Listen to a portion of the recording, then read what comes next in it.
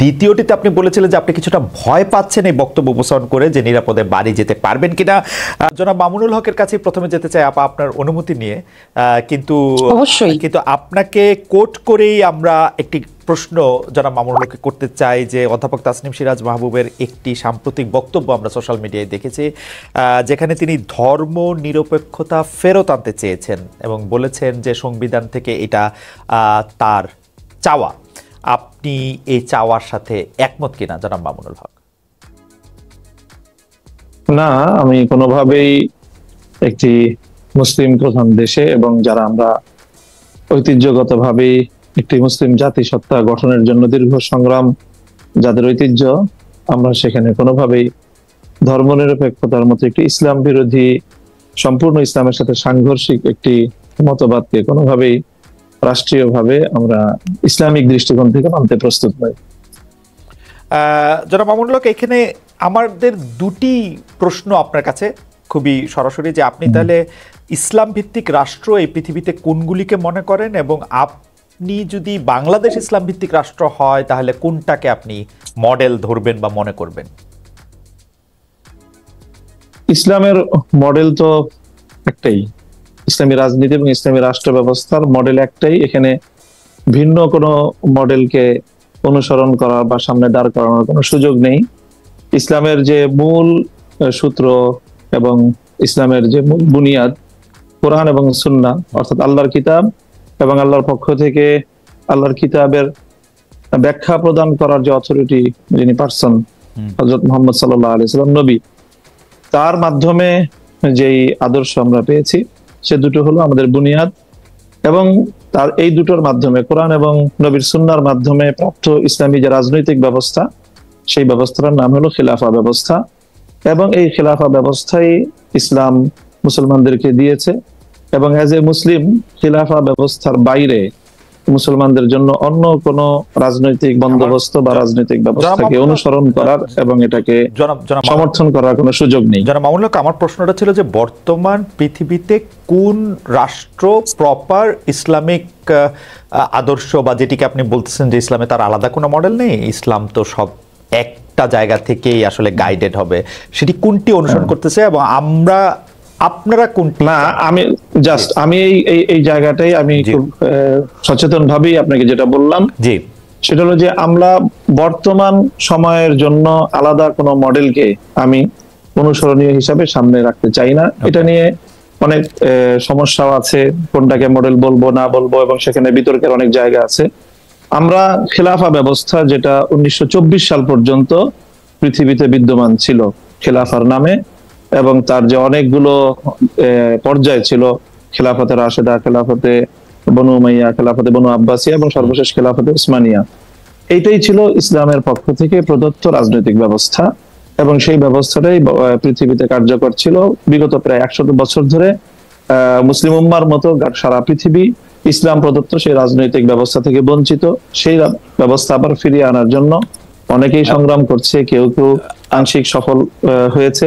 এখনো পর্যন্ত বিগত 100 বছরের মধ্যে পূর্ণাঙ্গ খেলাফা ব্যবস্থা প্রতিষ্ঠার কোন নজির পৃথিবীতে বিদ্যমান নেই। আপনি 1924 সাল পর্যন্ত এটি বজায় ছিল বলে বলছেন, মানে আরেকটু কি বলবেন ভৌগোলিকভাবে কোন জায়গাতে স্পেসিফিক ভাবে আপনি যেরকম খেলাফার কথা বলছিলেন সেটা ছিল, এটা যদি আরেকটু সেটা খেলাফা উসমানিয়া, যেটাকে আমরা অটোমান সাম্রাজ্য বলে থাকি ইংলিশে, যেটাকে আমরা ইসলামী পরিভাষায় উসমানী খেলাফত বলে থাকি, অন্যরা এটাকে উসমানী সাম্রাজ্য বলে, আমরা এটাকে সাম্রাজ্য বলি না। রাইট। উসমানী খেলাফা, যার প্রধান সর্বশেষ রাজধানী ছিল তুরস্কে, এবং তুর্কি খেলাফত বলা হয় সেটাকে, এবং সেই তুর্কি খেলাফার অধীনেই পৃথিবীর বিরাট একটা অঞ্চল মুসলিম বিশ্ব সেটা পরিচালিত হতো।